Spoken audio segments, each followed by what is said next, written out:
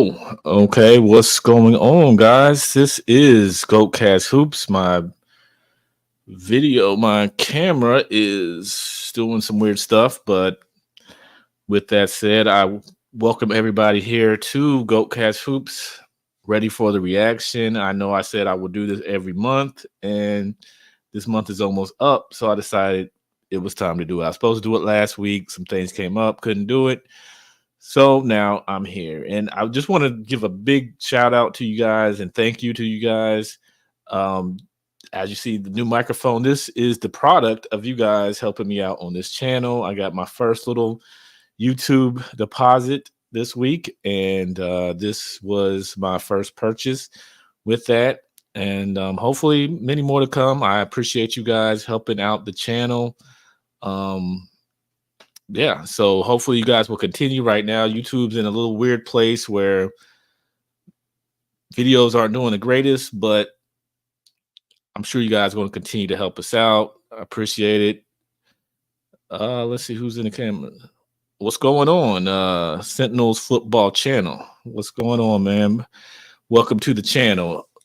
So today we got some things we're going to react to. We've got some DreamersPro, some Gills Arena, my man Sports and Fitness Rants, and even got some Rasheed Wallace and Tyler from their podcast. So we're going to get into some of that. Check out some of my latest videos. I have a new series I call NBA's Greatest, which I chronicle NBA's greatest teams. One of them, which is the 2014 San Antonio Spurs. That's my first video, so check that out. Also have, oh yeah, we're gonna get into that. Definitely, La Media is definitely at it all the time. Got some things about Hoops Hype, who has a new number one player of all time. They have their top 78 players of all time. They have kicked out the GOAT himself, and somebody else took his spot. I'm sure you know who that is. I had a video on that. Anthony Edwards decided to rehash the we're done with the 90s earlier this week, and spoke on that. And then I have a video on big men returning to the NBA. So check those out if you haven't checked them out yet.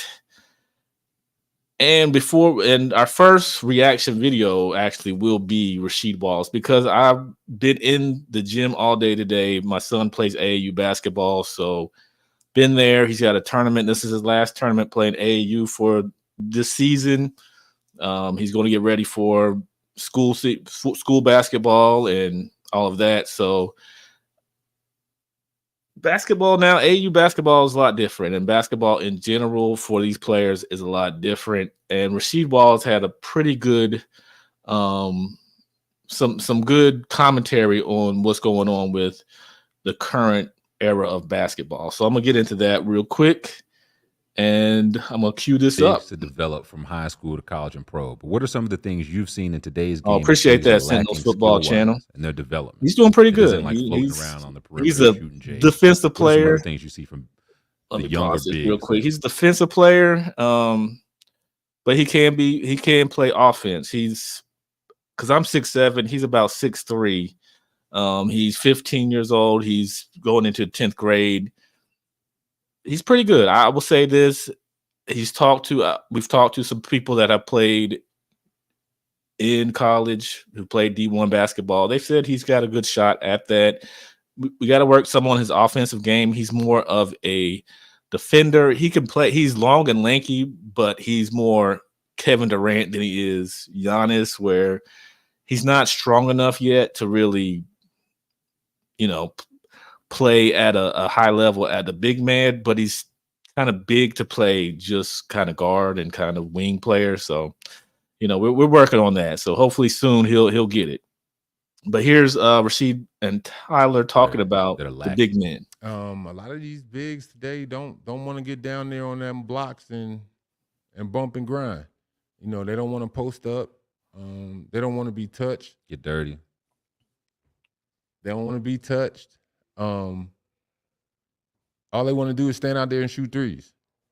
Just try to get the dunk. But no, you're a classic big. you know, sooner or later you're gonna have to post up. You know, it's not this game ain't always gonna be on that perimeter. Right. You know, it changes. You know, it fades in and out. Yeah, ebbs and flows. Exactly. It's out there right now.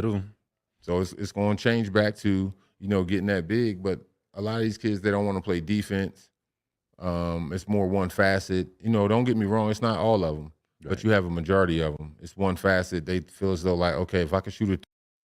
Yeah, I want to speak on that because my son has a player on his team. He's almost my height. He's 15-ish, and he is 6'5", and he wants to shoot threes. He wants to stand on the perimeter and shoot threes. And it's weird to me because when I grew up, and I grew up in the 80s, 90s, they wanted us to post up. They wanted us down low because that was the easiest shot. A lot of us were more we're taller than our defenders. We're able to shoot over these guys.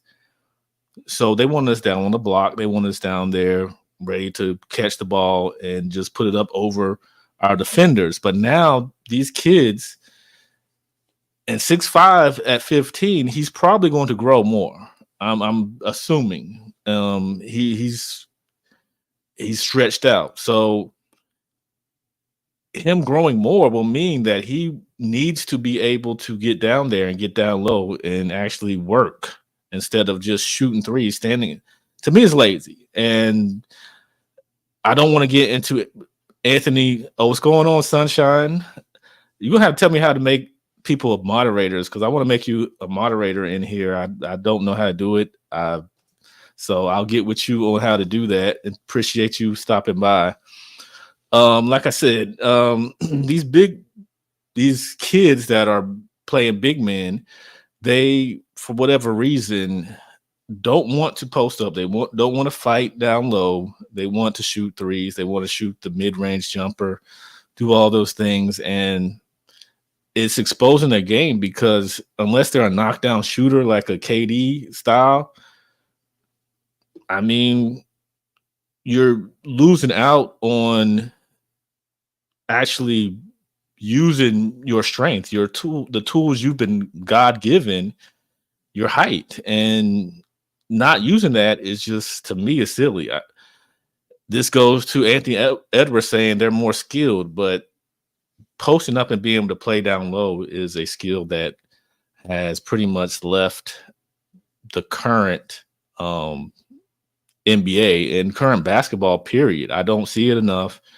I watched him play 3 games, and I watched probably 5-6 games today. I don't think I saw anybody post up in any of these AAU games, which to me is crazy. That's how I got the bulk of my points, was posting up on the low block, making a move, and getting to the basket. But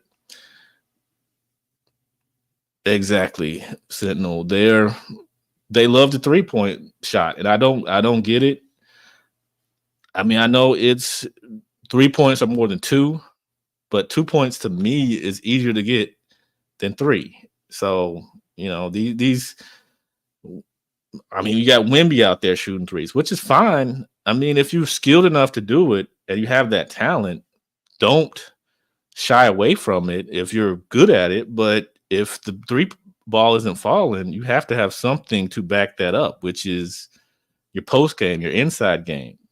And it just seems like a lost art. So that was Sheed and Tyler pretty much saying what we all know, that the current big man is kind of scared to get, be in there and fight. They don't want to get their hands dirty. They don't want to, you don't see Shaqs anymore. Even with Giannis, Giannis, he's a guy that is downhill kind of. He does post up some, but he's kind of downhill. Jokic will post up, but because he's running the point, he's facing the basket a lot. So he's not back to the basket, back you down and then, hook or whatever. But so yeah, I just wanted to play that real quick because that's how I'm feeling about the current era of basketball. They just don't have certain skills that I believe are necessary to really be potent, especially these bigger guys, these big men. Wemby, and I get Wemby because he's skinnier and he's got to put on some weight. Why he doesn't, that's not his bread and butter right now. But once he puts on some weight and some muscle, he's going to have to, because he's going to be able to bully his way to the basket every single time. He's tall. He doesn't have to jump to dunk.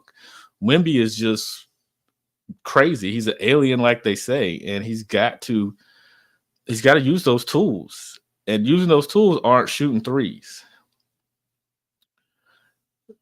You were a two-way player. I was never mobile, but I was physical. Yeah, that's how I played. And your style of play was the player that I hated having to play against, because you guys would move us from the block. So we couldn't get to where, so I couldn't go where I wanted to. I was more finesse because I was skinnier. I wasn't, and when I was in high school, I was 6'6", 6'7", 175. So I was a stick.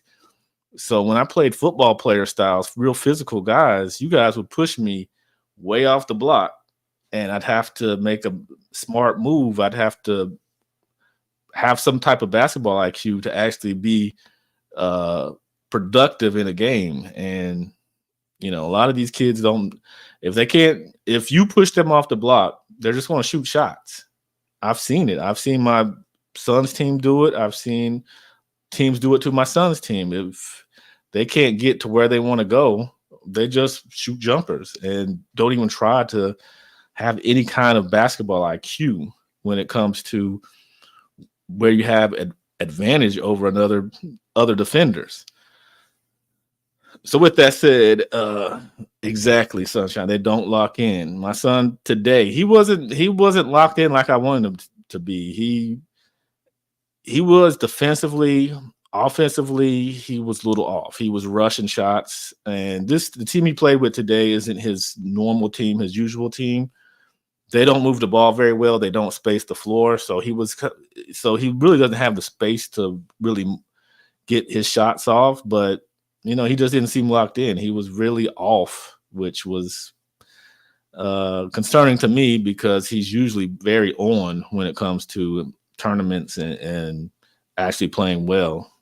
He played well still. He blocked a guy that was probably like 6'4", 6'5", and he's 6'2", 6'3", and the guy was on his way to dunk, and my son blocked him. So I will give him that. He did lock in defensively, but you know, you gotta lock it on both. You gotta be a two-way player. So with that said, we're going to get into some DreamersPro, if you guys watch him. And this is some interesting stuff, talking about LeBron and how the media kind of fluff some of his stats. Not fluff them, but they, for whatever reason, they come up with stats that really don't matter and try to paint a picture that this guy's the GOAT because he's done this or that. So take a listen to this, and then I'll give my reaction to that. They were basically reacting to how narratives get pushed out there by people within LeBron James's camp who look for any little thing to use as ammunition to basically say, look, you see, this right here proves that he's better than Jordan. Oh, look, you see, this right here proves he's better than Jordan. And it got to the point, as Jonas was talking, he then got to the point where he really started to break down a lot of the people in media that we see today and the games that they play and the foolery that they do in order to get to where they are. And basically he was exposing the sports media landscape and basically saying that a lot of these guys that go out there and push these narratives are doing it because they want to go ahead. They want to advance in their careers. And if it means slandering other players like Michael Jordan, Kobe Bryant, and others to push one particular player forward that's currently in power, they're going to do so. And as I was listening to them, I'm like, man, these guys are not holding back. And Jonas looked like at one point he just snapped and he just started leaking all of the industry insider secrets. And I'm like, man, this would be something that the audience will be very interested in hearing. So what we'd like to do now, the audio is a bit long, but I want you guys to listen to it. I try to condense it as much as I could, but I thought that everything that they said within this soundbite was pertinent, right? I thought it was valuable information worth listening to. So we want to play for you now. We're going to ask you guys to listen to it in its entirety, and then we're going to come back and give you guys our thoughts on what we just heard. Take a listen to that there. 10 points? It's like, who sat around to go like, oh, this guy scored Unbelievable. 10 points in every game for 1,000 games. Isn't that unbelievable? I'm just like, what does this mean? Well, I'm not trying to be mean. I'm not trying to beat up on LeBron. LeBron didn't make the stat, but this narrative. Yes. Why is this a narrative? It's you know what it is, and people can get offended by this as much as they want. I don't care. I couldn't care less. You got a bunch of fanboys in the media that cover the NBA, and they want to make sure they're taken care of. So they carry LeBron James's water and start getting these narratives out there. Because for the longest time, Rob Parker, what did we always hear about? Well, he's not about scoring. That's not what LeBron's game is. He's more like Magic Johnson. He's not like Michael Jordan. He's not about scoring. Yet, if you noticed, more and more, we're continuing to see these stats pop up where it's his scoring, which is now the conversation, that his scoring is now, what is setting him apart from some of the other all-time greats. And it's whatever message they want to get passed through the media carries it for them, and they push stuff like this. Players with the most consecutive games scoring at least 10 points. What? Like, is that? Yeah, let me pause it there. But yeah, they do this to try to prop up LeBron, and yes, Nick Wright is one of them. And this is something they're starting to do with Victor Wembanyama, which I don't like, is they'll put meaningless stats up there that, if you think about it, don't mean anything. Like they'll be like, he's the first center to ever score X amount of points with 200 threes made and all of this. And I'm like, they won 22 games last year. Shouldn't we be focusing on if he did that for winning basketball? I mean, yeah, the Spurs weren't constructed to win a lot of games. They're a very young team, but who cares that he made 200 threes as a center and this, that, and the other? Did he win?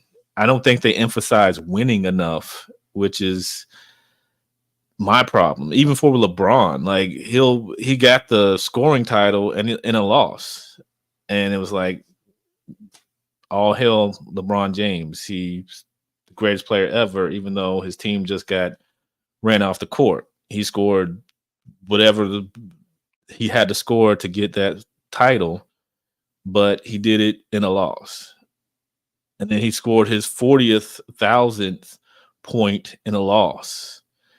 But all we care about is the stat, not winning. And if you know me, I'm a guy that I really focus on winning basketball. I don't care. I'll give you a quick example. When I was in 6th grade, I scored 20 points. I averaged 20 points a game, but we won 2 games. When I was 15, 16, we went undefeated.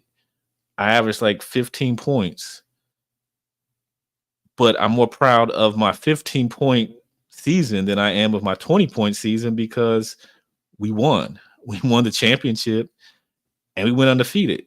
So that's why I think some of these empty stats and these empty stat lines that they give LeBron and certain players to try to prop up this current era and try to prop up LeBron James and whoever else, it's nonsense, especially if they're not winning. Who cares? If you're giving all that to losing basketball, I mean, are you going to look back and say, okay, I scored X amount of points in this game, but we lost? I mean, who cares? Exactly.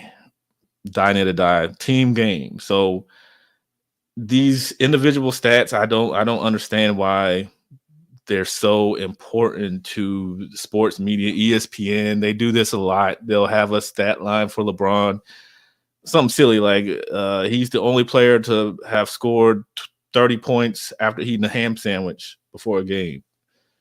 And then, of course, his diehard fans will come in and be like, well, Jordan never scored 30 points after eating a ham sandwich, so obviously that makes LeBron the GOAT.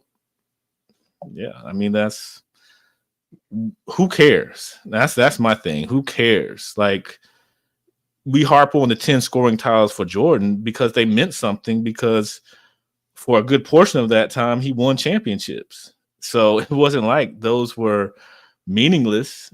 For 6 of those scoring titles, he was a champion. Before that, and even, you look back at the Celtic game where he was young and he scored 60 something in Boston Garden. Jordan probably doesn't care about that. That's still a record for points scored there. He doesn't care. He lost. They did nothing. They didn't advance. They were kicked out. They were taken out of the playoffs. Like, who cares? He did that, but I mean, he didn't. There was nothing he has to show for it other than that point record, which was a loss. So I'm tired of that kind of narrative. Today see stats as a metric for their individual success. Yeah, I mean, these kids have grown up to think that individual stats are what you strive for. Who cares if you win or lose? But if you score 30 points in a game, hey, you hit your metric, you hit your mark. So you did your part according to ESPN and Fox Sports and all these other places. According to Nick Wright and Shannon Sharp and everybody else, you hit your metric, you hit your mark. If you scored 30 points and your team lost by 50, who cares? You did your part. It was everybody else's fault. That's how a lot of the media reacts to stuff like this. It's just right. You said you're right on the cusp of being an old head, but winning is what mattered most. Exactly. Like I said in that example, I averaged 20 points a game when I was in 6th grade. I don't remember how old I was in there, like 11, 12, something, whatever. And then when I was 15, 16, I averaged 15, but we went undefeated. I'm more proud of that undefeated team where I scored less, but my role was still important because I was helping us win instead of the team I scored 20 points with, and we won 2 games the whole season. And that was a rec league in my hometown where the best player for every team made the All-Star team. I didn't even make the All-Star team, even though I averaged the most for my team. I was the best player on my team, one of the best players in the whole thing. But we won 2 games, and they decided, no, we don't want somebody that's on a losing team to represent us and go on to a travel team. So, yeah, I mean, back in the day, we valued winning a lot more than we do now, I feel. And it's way more individual based across the board. So yeah. So now we're gonna move to Gil's Arena, where this is a topic that I always have somewhat of a problem with, and it comes from Kenyon Martin, but usually Gil does chime in. It's where they talk about how, because they are athletes, they played at the professional level, they play at the highest level, they're the ones that can really speak on or judge players, which I think is, and I'll talk about this more as we go on, but I think that's a very, very terrible take. So let's listen to the Gil's Arena crew real quick. Like, literally, for me to question or comment on somebody else's overview of their legacy, like LeBron, he asked me, do I respect Definitely LeBron's legacy over Reggie Miller, right? I have my opinion on that question. Yeah. But at the end of the day, it don't fucking matter. LeBron's legacy is going to be up to him and what he think about it, how he sleep at night and feel good about himself. So I'm not going to put no emphasis on legacy because I have my own opinion on whether or not I should respect it or not. But at the end of the day, it's not about what I think about legacy. Somebody else. I can only say what I would do for me. So I get that part, and I'm 100% on board with that. Just piggyback on those stuff, and that's why Like us as athletes, we have a problem with Skips, the Stephen A's, these people, right? When you've never laced them up, and you don't know what it took for these guys to become who they are. And when you're constantly with the negative narrative of this person and constantly challenging everything and every move that they make and everything that they do is critiqued in a negative light, you're fucking with this man's legacy.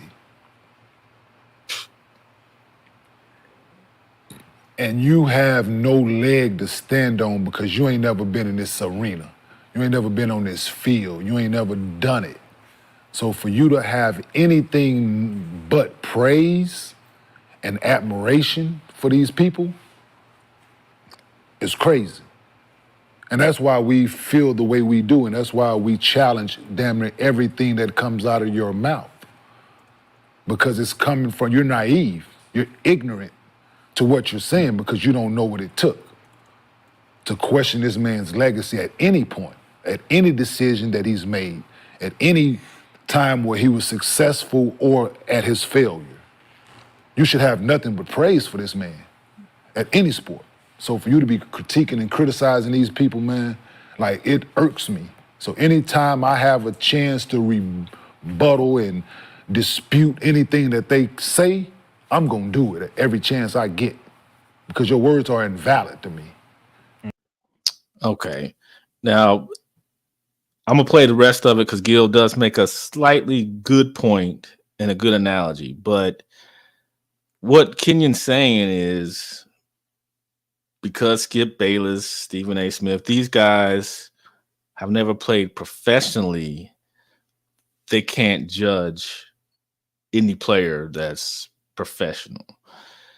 And I say this because we do this on a daily basis. I can guarantee you, Kenyon Martin, Gilbert Arenas, none of those guys are professional or chefs. But I bet you when they go to a restaurant, they will tell you whether the food tastes good or it doesn't.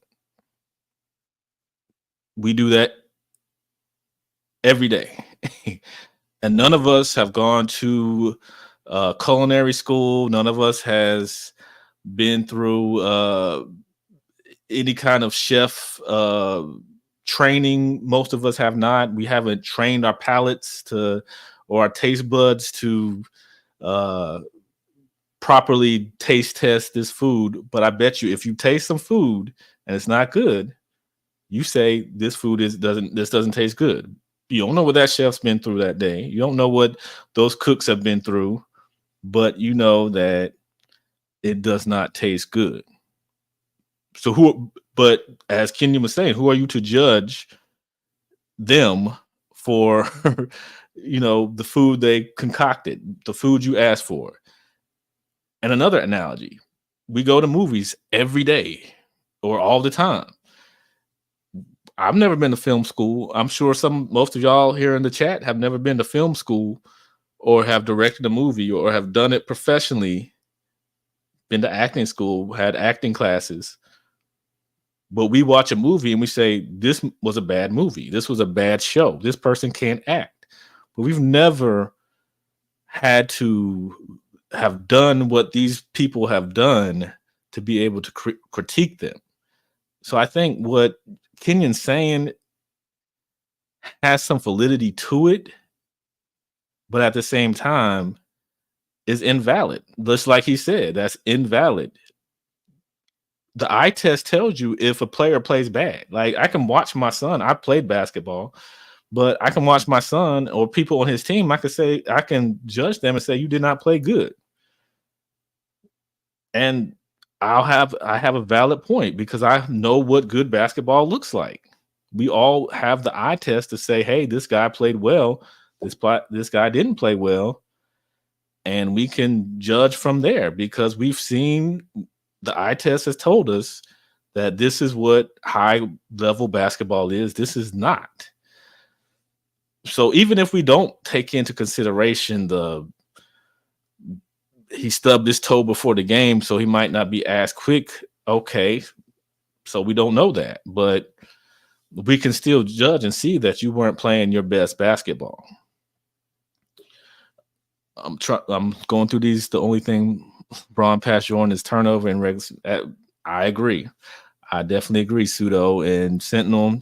JJ Redick played professionally and he's confidently stupid. That's why his arguments with holes in them come off as smart. Yeah, I mean, I don't even listen to JJ Redick that often. He's very condescending in his tone and believes that everything he's done in basketball is just above everybody else. But either way, I'm gonna get back to this Gil's Arena because Gil makes a good point, but I'm gonna circle back on this. And what's so funny is I'm glad you said it. And when you say invalid, it's the correct word. Invalid. Only sports is where you cannot have been a professional of it. That's incorrect. And you get to judge someone's work. That's not correct. Right? Hall of Fames and all of every athlete, 100% of athletes are still wondering, how did you make a 75 list without Dwight Howard? It still boggles I agree with every single player who's ever played this game. Wait, his resume, what the fuck are y'all talking about? Right? If we had to put this shit in numbers, he's going to be top 25. So how is he not 75? Right? And we've been on planes, right? Right? Yeah. The most important person is who? The pilot, right? Second most important. Co-pilot? No. Besides them, the pilots. Second most important. Flight attendant? Flight attendants. Great. And then, Stewardesses? And then next is the customers, right? Which one is the NBA player? The pilot, right? The pilot is the one that's out there practicing, looking at game plans. We are the one playing. The stewardess is the analyst, right? The analyst reports everything to the passengers, right? The only problem with that is we're in the same fucking cabin. The stewardess and the passengers are in the same cabin. You're watching the same fucking view, right? When turbulence hits and they get on there, hey, just calm down, everybody put your seatbelt. I know that. I know. I know. Okay, so that was Gil. He made a slightly good point. That was a decent analogy where the pilot they do know what's going on. The stewardess, they're just kind of piggybacking off of that. But without these analysts, you guys, LeBron wouldn't be where he's at. It goes both ways. So if Skip Bayless or Stephen A. Smith talking negatively about LeBron James is going to tear down his legacy, then that speaks more highly on LeBron's legacy than it does on those guys, I guess, judging him or negatively judging him. Because if my mind's going to change, and I've watched LeBron, if you watch LeBron, which most people have, I would think so, if they're listening to First Take or Undisputed, any of those things, then your opinion of LeBron shouldn't change off of what Skip Bayless has to say or what Stephen A. Smith has to say, because the eye test should tell you this guy is at this level, and whatever they say, whatever they're trying to make true, I don't believe that. Just like Nick Wright, Shannon Sharp, anything they say about Michael Jordan, I watched Michael Jordan play.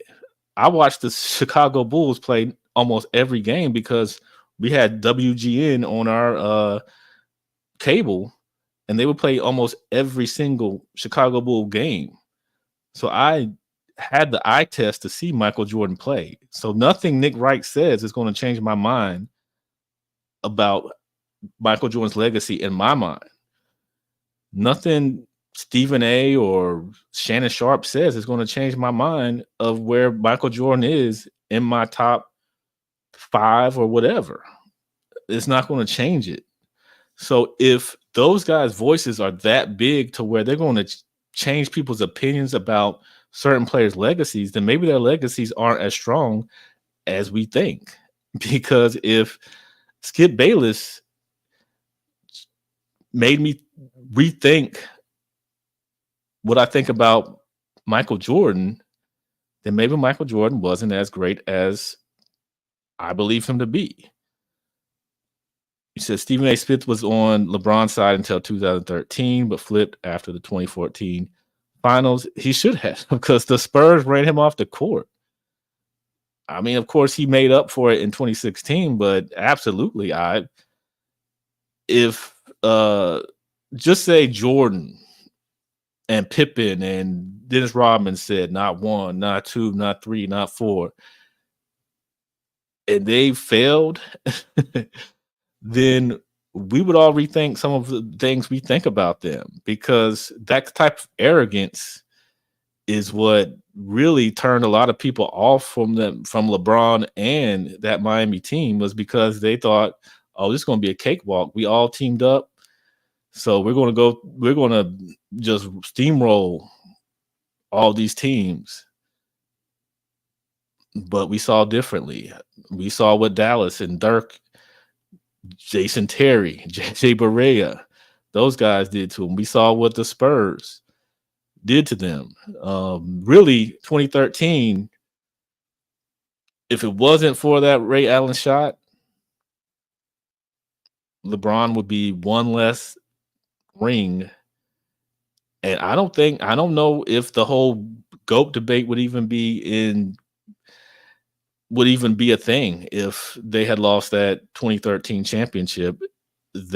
I don't like saying luck, because they did play well, but that 2013 series, a lot of things went right for them, and a couple of things went wrong for San Antonio Spurs. So I don't blame Stephen A. for flipping on LeBron after 2014, because you have Boris Diaw out there outplaying LeBron. You had Patty Mills.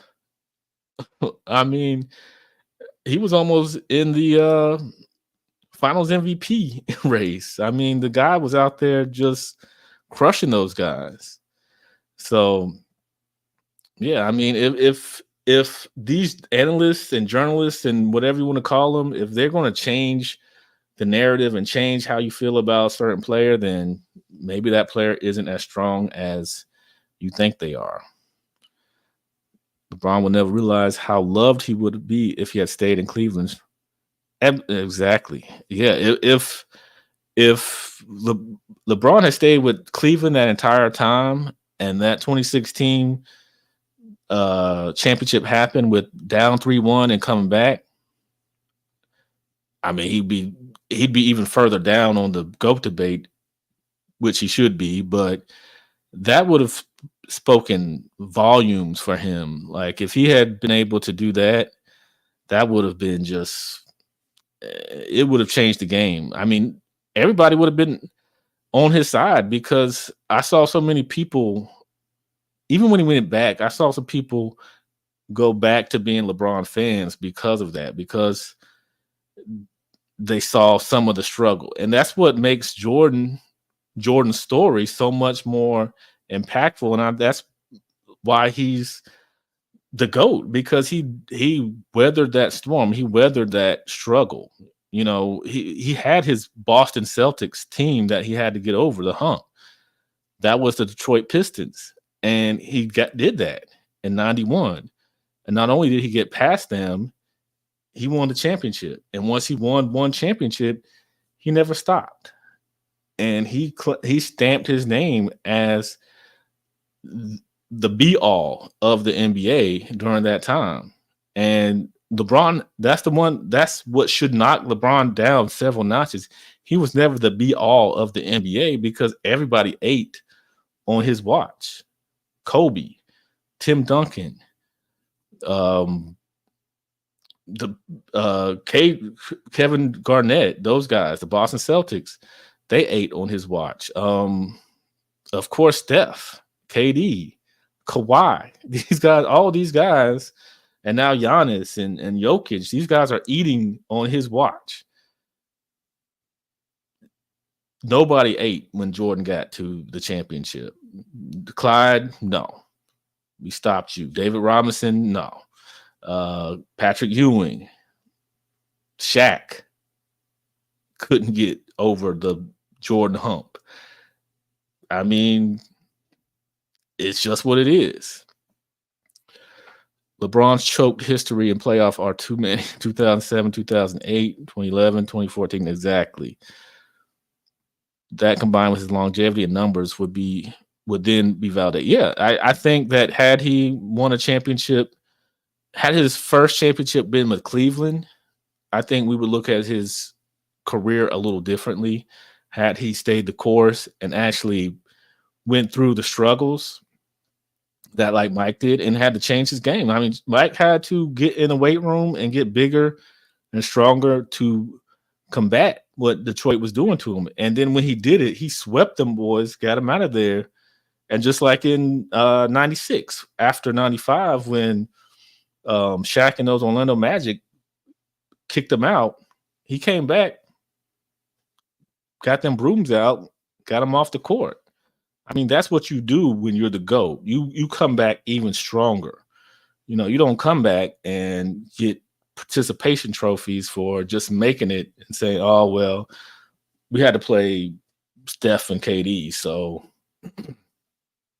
I mean, Mike had to play Charles Barkley and Kevin Johnson, them teaming up. And he had to play Karl Malone, John Stockton, these guys, and Gary Payton, Sean Kemp, those guys that were 60-win teams. He went out there and they handled their business every single year.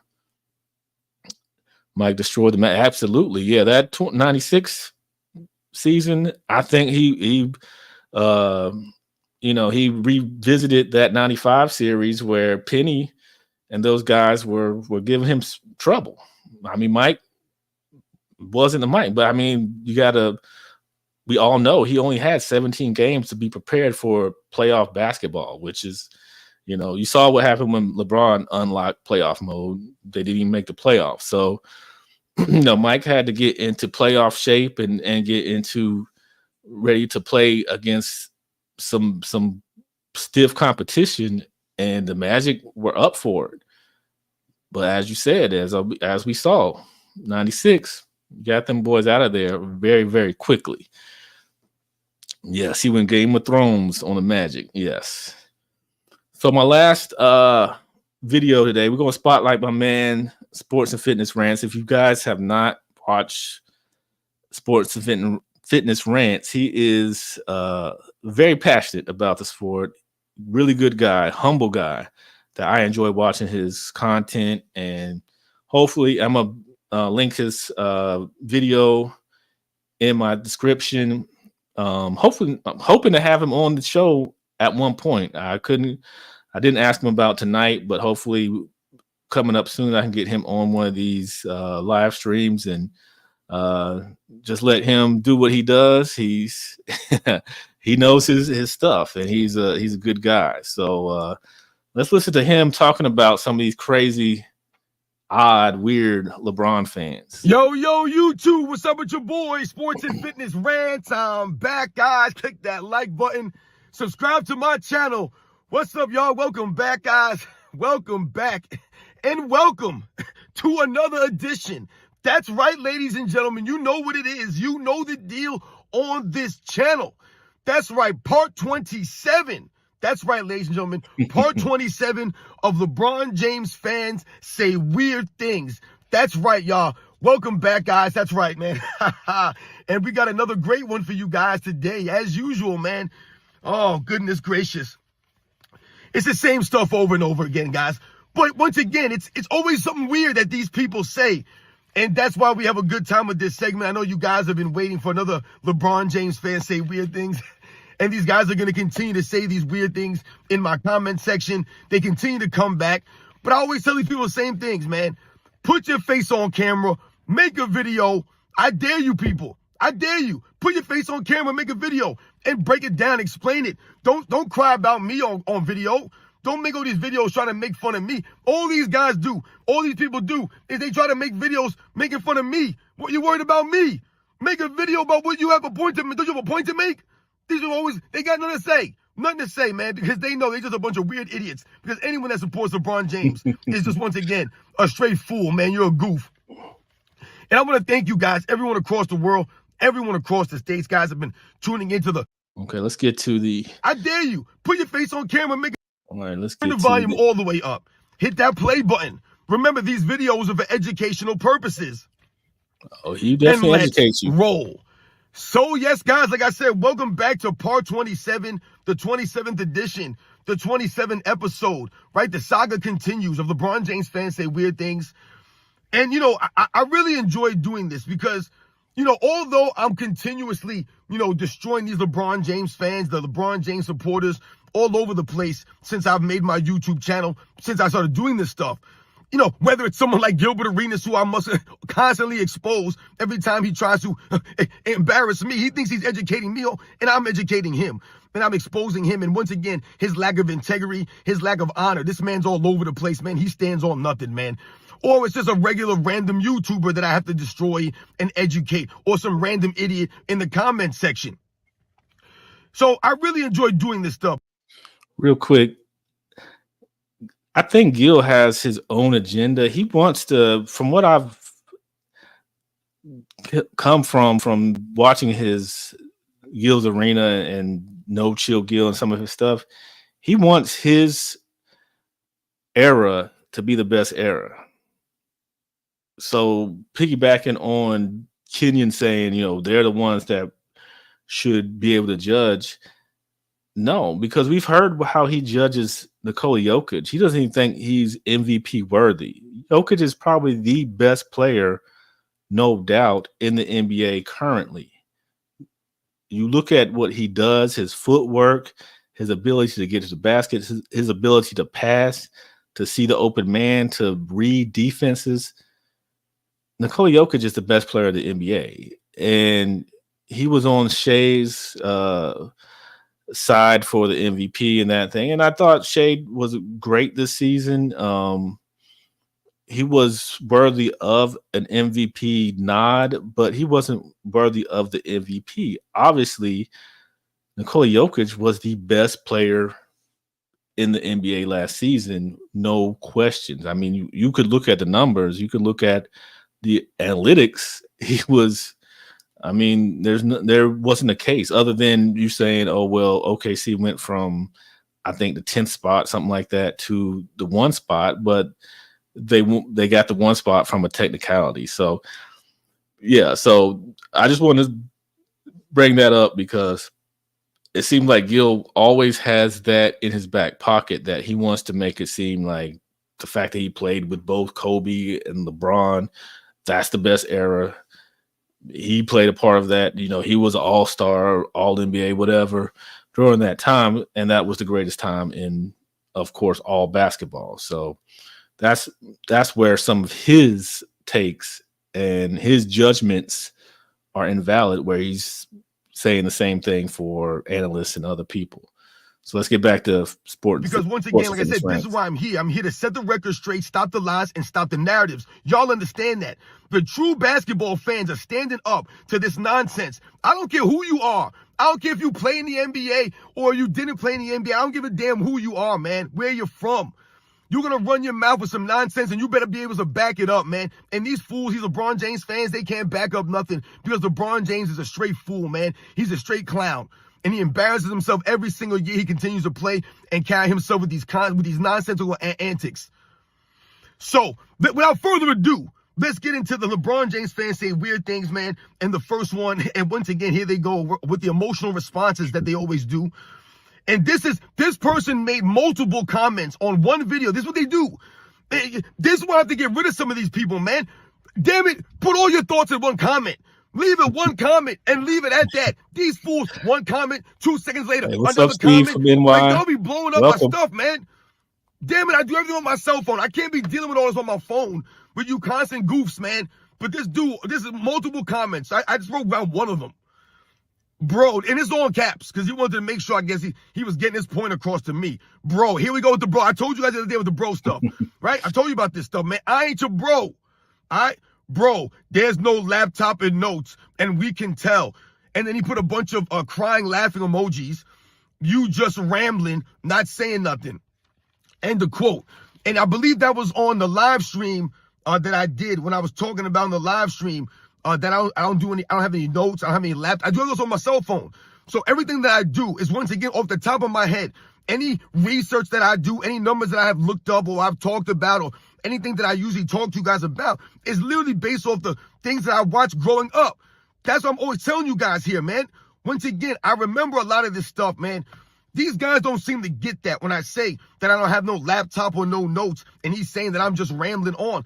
Once again, I have thousands of videos. I have over 2,000 videos, whether it's Yeah, man. If you guys watch Sports and Fitness Rants, he comes off the top of his head with a lot of knowledge. Like I see very few YouTubers, content creators that can just come on a video and just spout off knowledge and spout off facts and spout off stats and numbers and for lots of players, not just for Michael Jordan. He does that for different players. And to say he doesn't know what he's talking about, obviously you don't watch him enough. Anyway. about health and fitness or whether it's about sports, check my videos. There's no rambling on here. You might think it's rambling, but once again, I'm hitting you with the facts. That's why you can't say anything to dispute it. You're just out here talking about, bro, you're no laptop and we can tell. You didn't dispute anything, though. That's all you're laughing about. Everything I said, that's all you got to say. The facts are the facts. I told you, the facts are the facts. There's no one doing what I'm doing. On camera, y'all. I'm sitting here in my car, on camera. There's no notes. The only notes I have are these goofball messages, these comments that these fools write, that I want to make sure I get word for word. I don't have nothing in front of me. I don't have no laptop, no computer. I don't have a studio. I don't do no editing. I don't pre-record my stuff. Nothing. Just straight up, yo, this is me. Just telling you guys the facts. Ain't no one doing this like this. There are many other people doing things out here, and I respect these dudes' channels. And like I said, I'm inspired by a lot of these dudes. And these guys got flashy videos. They got information. They got all this stuff. But they're not on camera. They're not doing it like I'm doing it off a cell phone. That's all I got. These are the facts. Y'all LeBron James fans don't seem to get that. Y'all know y'all can't touch me out here. Out here straight giving you guys the facts, man. Educating, setting the record straight. Just me out here doing this. No cursing. No foul language. No stuttering. You guys know the deal. The true supporters of my channel know what it's about when I say that. This fool don't get it. Talking about I'm rambling. You crazy. I ain't never rambled. You want to talk rambling? Go listen to Gilbert Arenas ramble on during that live stream he came on. That's rambling. That's what you call straight up rambling. Let's go to the next one. I can tell by the beard. Oh, this is hilarious. I tell you, man, when we talk about weird things, this is right up there. I can tell by the beard, this guy doesn't have a happy life. Okay, I'm gonna stop it right there. Like, why make that comment? You could tell by the beard he doesn't have a happy life. Is that what, like, for real, the fandom is very weird for some of these guys. And I think LeBron James fans kind of take it to the extreme. I talked about it on my last live stream about DreamersPro getting death threats because he isn't one of those guys that just props LeBron up to be the greatest. And I want to talk, and I want to say this earlier when I was listening to the DreamersPro video clip. How did LeBron just leapfrog everybody and get into the GOAT debate? Because last I checked, Jordan hadn't been the leading scorer or have the scoring title of all time for ever. He's always been behind Kareem, and then Karl Malone passed him, and Kobe Bryant. None of those guys' names come up. I mean, Kareem's did at one point, but even once Jordan retired, his name was pretty much cemented as the GOAT, but Kareem still had the scoring title. Kareem has more championships than LeBron, yet when LeBron gets the scoring title with just 4 championships, he leapfrogs everybody and is all of a sudden the GOAT with only 4 rings. So how did that happen? I've always been kind of clueless on that. Like, how did LeBron get into this conversation over other players when a lot of his accolades and things pretty much pale in comparison? Kareem has more MVPs. I think LeBron only has more finals MVPs than Kareem, but Kareem has more championships and more actual regular season MVPs. Jordan, of course, has more championships, went undefeated in the finals. And no, he's not the scoring leader, but he has 10 scoring titles, still remains to lead the league in points per game in both the regular season and the playoffs. For almost 20 years, he led in player efficiency rating, which Jokic has kind of taken over that spot from him. But who knows how long that will last. So if anybody here can tell me how LeBron James leapfrogged everybody else, Kareem, Kobe, all those other players, let me know, because I'm still kind of confused as to what he's done to just go from, being maybe top 10 to being number 1 in Hoops Hype's top 78 of all time, I guess, because he got the another gold medal, and he got the ever so coveted Olympic MVP, which I think was only introduced after Jordan and the Dream Team played. I think Manu Ginobili was the first Olympic MVP, if I'm not mistaken. I could be wrong, completely wrong. If I am, please correct me. But he got something that was not even available for Jordan to even get. Not to mention the 92 Dream Team played like an actual team and didn't worry about individual stats. They worried about crushing the competition in front of them, which they absolutely did. So checking out Sentinel Football's channel. This has happened in other areas of popular culture. Now pop culture can be anything from movies to TV shows and even include sports. Okay, to start on the internet.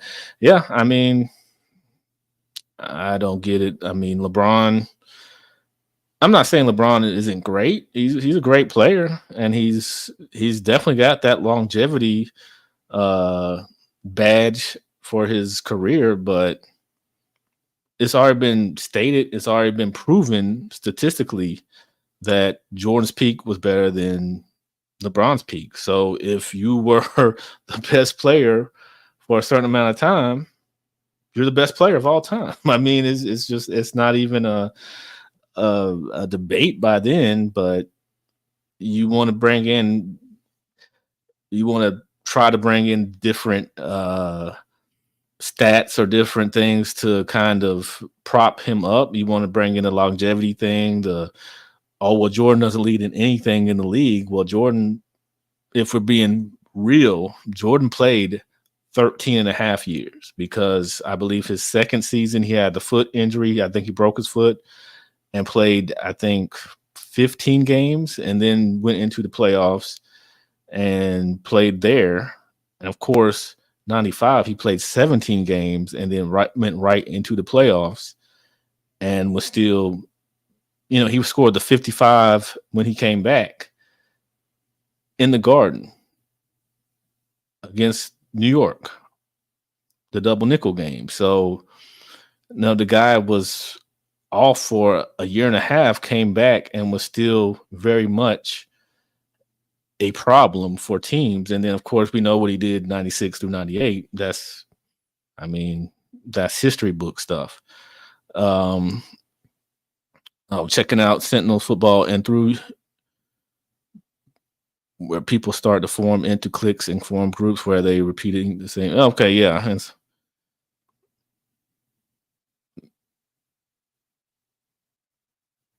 Yeah, exactly. I think if you judge LeBron through the lens of Nick Wright and Shannon Sharp, if you just get your information and get your news and stats and everything from those guys, then LeBron is just the god of basketball. He's done no wrong.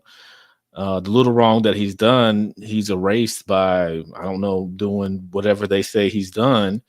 And Michael Jordan was just an okay basketball player, especially if you listen to Nick Wright. Nick Wright can come up with some silly analysis about how, well, LeBron did this and Jordan couldn't do this, and all those little tidbits that he likes to throw out there.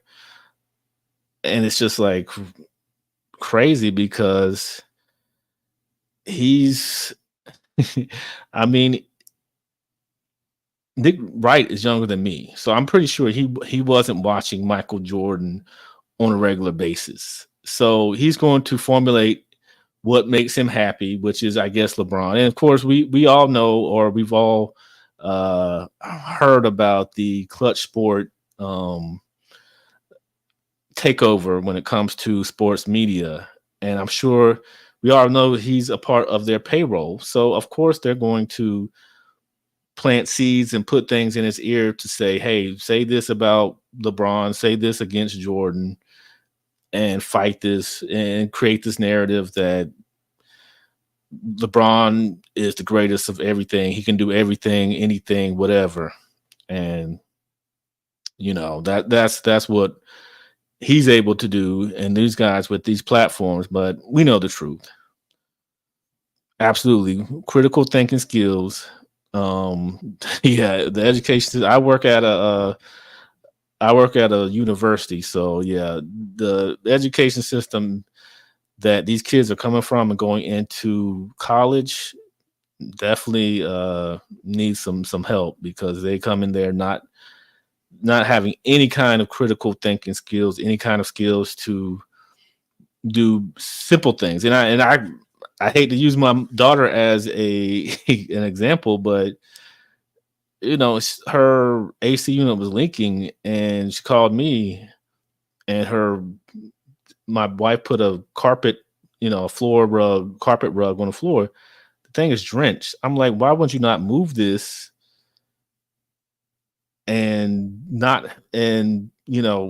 so it's not getting wet? So it might, because if you let it sit in here, it's going to smell bad. So, kids these days don't have that. What's going on, Peabody Fortnite? How you doing? Now who's in charge of driving the agenda?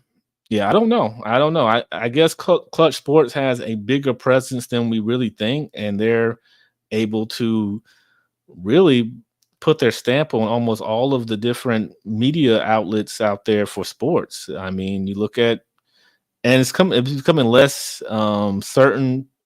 I mean, ESPN still has their crew. We saw for a little while some of them fighting back against that. Stephen A. Smith hasn't been the biggest LeBron fan. Richard Jefferson sometimes, and some of those guys. But yeah, I mean, I don't know what's right. But then you bring in Shannon Sharp, and you bring in some of these other guys. So, and of course on Fox Sports, certain voices have been kind of played out as far as like Rob Parker, he's always been very vocal against LeBron James. Rick Bucher, he still has a place on the on Speak, I think it's called, with Acho and Joy Taylor and those guys, but he doesn't have the main stage like Nick Wright does, like Acho and them do. Rob Parker and them, I don't even think they're on Fox Sports other than the radio version of it. Skip was so extreme. Skip took it to places where it really didn't need to go. If he would just be a little more, little less extreme with it, then he had a voice. But now he's gone from Fox Sports, and you had Keyshawn Johnson, who was, Paul Pierce. He's still going to be there, but it's just weird. ESPN and FS1 are subsidiaries of Disney. Nike, they've always been a huge influence on the NBA. So they're always going to be. And, they obviously they wanted something after the NBA wanted somebody after Jordan left. They thought that was Kobe. Kobe got into his little trouble. He wasn't squeaky clean. Shaq kind of got a little lazy. So LeBron was their guy. And I get it. The NBA basketball as a whole is sold on, especially now after what Jordan did for the game, is sold on the superstar. So they have to have a superstar that they can create narratives, create storylines and all of that, WWE style. So if they don't have that, then the game is just not as exciting. And if you have a guy like Steph, per se, or even KD, that are so much finesse instead of just raw talent and raw unique skill sets, that you can't really, as much as they want to maybe put Steph as the face, he's a smaller guy, and shooting threes is great, but you can't sell a whole player off of doing that, especially when he doesn't have the look that you probably want when it comes to a specimen of a basketball player. And then KD, same thing. He's more of a finesse player. He can shoot it better than a lot of them, but he's not going to wow you. He's not going to get the highlight dunks. He's not going to get the highlights that, say, LeBron does. So, those guys are kind of hard to sell. That he helped pioneer, made him. Oh yeah, Skip. Yeah, he thought he was untouchable, but money talks, and he definitely benefited from Shannon Sharp. Had he not done the things he did, and they stayed together, they probably would be the biggest thing in sports media right now. But as we see, that didn't happen. Skip, was it the Triple H? Yeah, he was the guy who worked. Exactly. Skip would be Triple H. Yeah, Triple H. He knew how to get to the top. I won't say he slept to the top, but he knew the right people to get on his side to get to where he got. So if you're not in the WWE, you may not know what we're talking about. But yeah, Triple H, early 2000s, he made his mark. He inserted himself into that big three of The Rock, Stone Cold, Undertaker. He made sure to get his name stamped into there, and he did that by who he knew instead of what he could do. And that's life. Unfortunately, it's not all about what you know or what you do, is who you know, and among other things. So yeah, guys, I'm going to go ahead and get out of here. I appreciate all you guys for coming on here with me on this Saturday night. I'm just enjoying doing this. I hope you guys will continue to support the channel, trying to continue to grow. Like I said, next time I'm hoping to get Sports and Fitness Rants on one of these live streams. Me and him have talked offline a few times, so we'll see what happens with that. And I'm gonna check out the big Michael Jordan fans are the best. The big panel tomorrow, so I'll probably be on there, and maybe I'll try to get on with them for a second. But I do appreciate you guys showing up tonight, and please continue to support the channel. Right now, YouTube isn't being as pleasant as they usually are with my videos, but I'm going to continue to pump them out, and I'm going to try to do some more live streaming as much as I can. Thank you guys for helping me get this new microphone. I really appreciate that. And yeah, I will be back. And also, big plug for my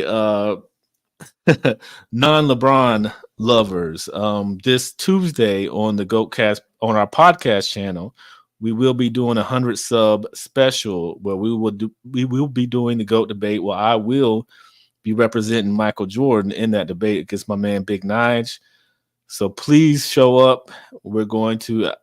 He's probably right now in there struggling, trying to get some stats, trying to get some facts in there. But I've already got my notes ready. We're going to crush Big Nige in this GOAT debate, and we will prove why not LeBron James, but we will prove why Michael Jordan is truly the GOAT.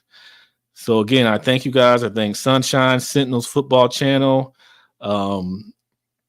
everybody for coming out. My man Pseudo G, my man can't remember. I'm trying to find your name.